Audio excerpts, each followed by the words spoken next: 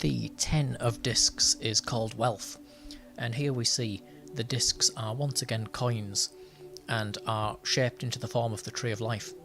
We can also see this on the Rider-Waite card. It's actually very similar to the Thoth card, and it shows an abundance of the beauty of the world all around us. This card is quite interesting because it is actually the final numbered card, and so as a 10, the energy usually comes down and filters itself into the next suit, where here of course there is nowhere for the energy to go, and so it has to be reborn, or it can represent everything of which we have experienced throughout the tarot journey, finally showing itself in all aspects of the universe, hence the tree of life. And so wealth is not just material wealth and physical money, but represents wealth in every aspect of life, in every aspect of existence. And of course that is what the tree of life represents. It is every aspect of existence, here emblazoned with the coins showing wealth. Purely on a tree of life perspective, it's in Malkuth, and it's in Malkuth in Isaiah, the manifested world. And of course the final destination of the energy, beginning in that oneness and coming through all these different experiences, will end in Malkuth, in the formative physical manifestation. And once it's here, we have to actually know figuratively what to do with it. Does it just keep manifesting and manifesting until the world is literally full to bursting? Well, obviously that probably wouldn't work, so the energy would have to be channeled into something else, and that's usually where it would go down into the next suit. And yet of course here there is nowhere else to go. This is the final card. Astrologically it is Mercury in Virgo, and very strongly we're going to see the element of Mercury coming up in this card. But Mercury of course is communication, Virgo is good at organising and getting things done, and so putting these together, things would move very, very quickly.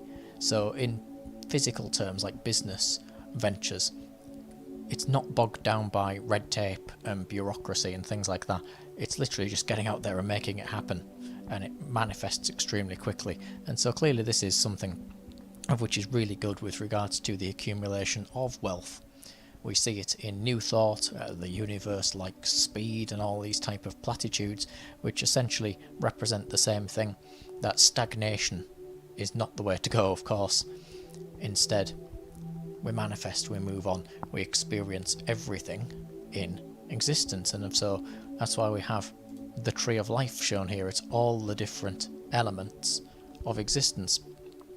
And in fact all of the Sephiroth here represent symbols of Mercury, apart from the 8th Sephiroth, Hod, of which shows something different, of which may help us to understand the quandary in this card and actually how to move on.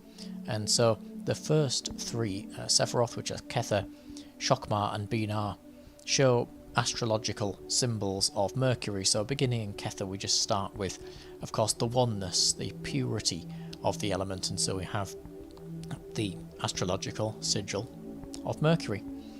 Now with Shokmar and Binar, we of course have a masculine and feminine energy. So you can forget your Mars and Venus.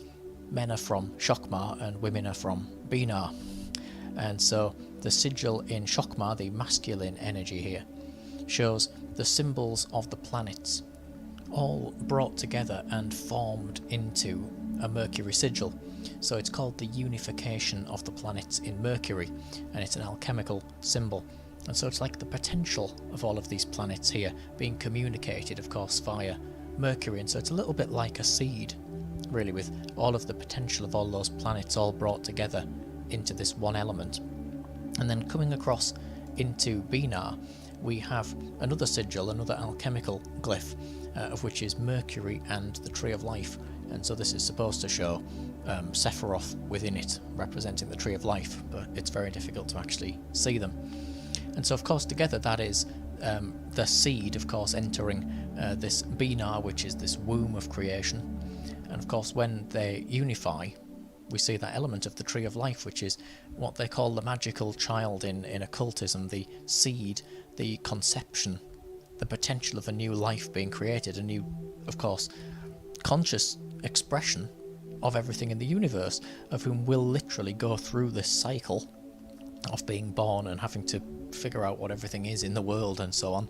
And of course here we reach that end. It is born, it is manifest.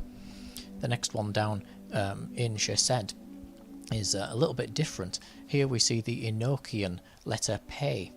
Now Enochian, of course, is an angelic alphabet coined by John Dee and Edward Kelly, and so this represents a whole system of magic based on this allegedly channeled angelic language. And the Enochian letter Pe would be the equivalent of our letter B in English, and so it's the second letter, and it's the magician tarot card, or the magus, of which again is ruled by Mercury. Of course, the magus also represents ceremonial magic, and he holds the staff of which links heaven and earth, Kether and Malkuth. And so moving on to the next sigil in Geberah, we see that manifested here, and so here we see the Hebrew letter Beth, and this is actually associated with the Magus tarot card, and also again by extension with the element of Mercury. Now according to John Dee, the biblical character Enoch was the last human to actually understand this Enochian language until it was deciphered by them, hence the name. And the Book of Enoch is also one of the first times we hear mentioned of the Archangel Raphael, and that brings us of course to the next element, of which is in Tifereth. So right in the middle here of the Tree of Life, we actually see the Hebrew lettering for Raphael.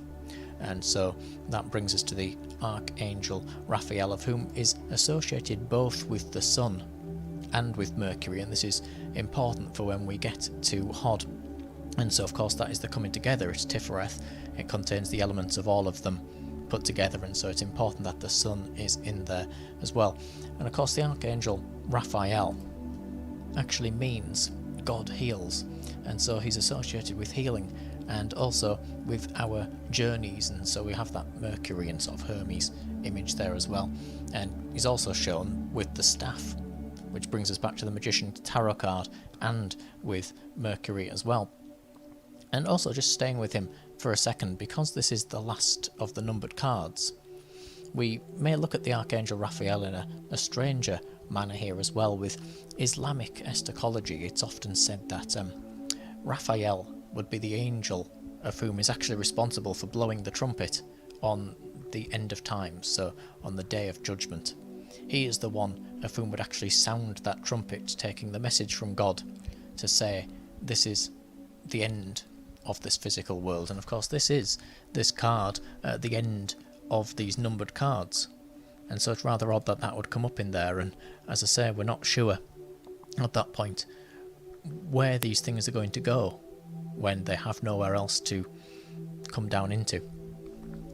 Now in Yesod we can see a magical pyramid, of which is similar to a magic square, and this contains within it numbers associated with Mercury. So this is deeply esoteric. It's essentially numbers of which can be drawn through to intersect with each other, and the numbers are corresponding to divine names of Mercury, of which all have a value of either 8, such as the Sephiroth Hod, or 64, and so we add these together, we intersect through them. So the intelligence of Mercury therefore would be 260, which we see in there, and the name of the spirit of Mercury would be the value of 2080.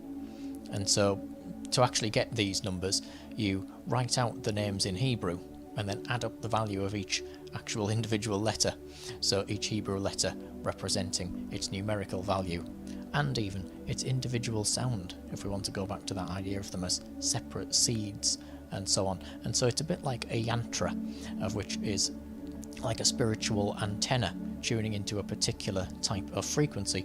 This one here is the frequency, very much so, of Mercury.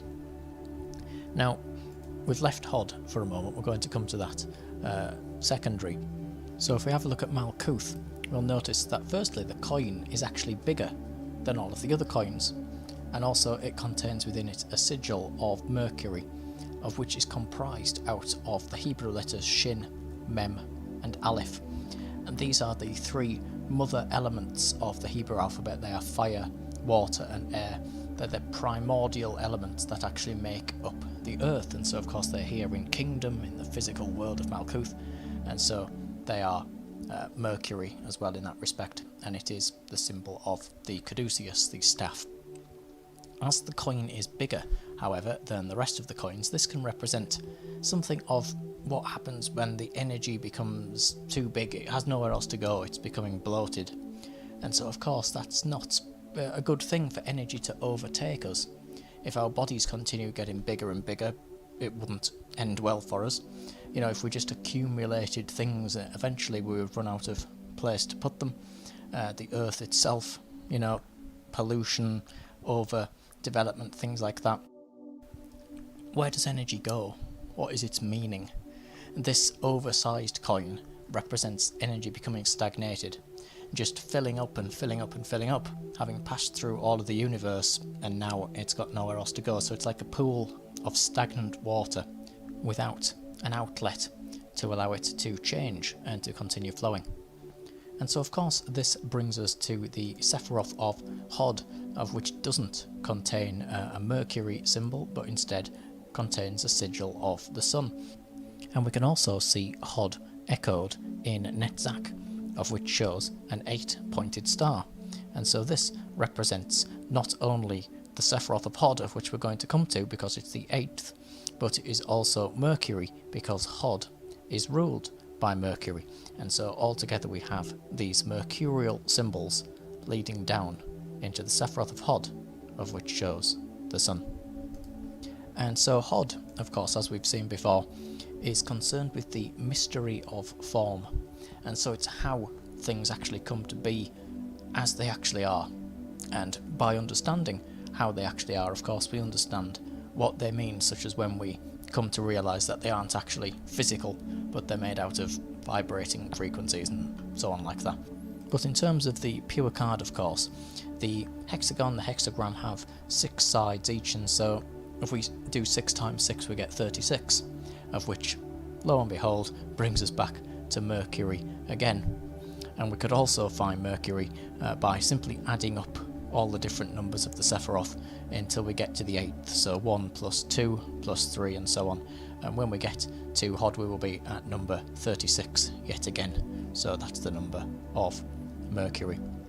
And of course that is a conjunction, and so if we look at then Mercury and Virgo, the astrological signs here, they are in conjunction, and so we have here of course a descending triangle, of which is the female energy, and the ascending triangle, of which is the male energy, and these can also be as above so below, and the microcosm and macrocosm.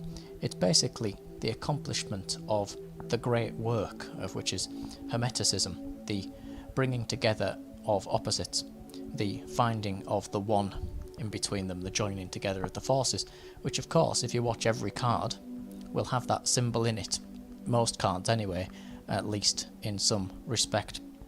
And so astrologically as well, here Mercury, communication, speaking, the word, could represent the Greek word for the word and reasoning and order, of which of course is the logos. And so here we see this idea of an order in the universe, a meaning in the cosmos, which is a world away of course from scientific materialism. This is showing a great intelligence present in everything, a meaning even into those tiny vibrations that actually make up these so-called physical things. And of course in Christian doctrine and in writings, the logos is also associated with Christ, and Christ as a principle of God, of whom could be active in the creation of this cosmos, you know, in revealing the divine plan in Christian mythology of salvation. It would be to humans, and would also be, again, returning to the more simple aspect of this, the masculine element. Therefore, of course, Virgo would be the Virgin, of which could represent the Holy Virgin Mary, which would be the mother of Jesus in that respect, and can even represent in a more physical attribute the Virgin, as in the potential of birth of a new life, which is what we saw right at the very beginning with the elements comprised within the tree of life, representing the new life being created. And of course, when the new life is created, it experiences everything in the universe and comes to understand, if it studies it of course, this order and divine intelligence in the universe, and it's a cycle. In fact, Crowley actually describes the card in the Book of Thoth as the Ten of Discs being a hieroglyph of the cycle of regeneration. And so that's how things don't get stagnant, and that's how the whole thing begins again. When that new life is born, of course, we're going to start again with the entire thing, and the Fool, and going through the whole journey of the tarot. It's a great card to draw because it's wealth, and, so it could be actual riches and money, and it could be accumulating all the wonderful things that you want in the world. Again, as we've seen, wealth is not just physical riches, but is wealth in everything all around us in the world. And of course, when we are wealthy, whether it's physically, materially, spiritually, all those around us benefit from it as well. It's great high energy, and it really shows our place in the universe has come to fruition, and we've really understood all this stuff, and we're in a position to allow the cycle to start again, to impart the wisdom, to hold it in our hearts, and allow it to flow into whatever form it takes as it starts this wonderful journey once again.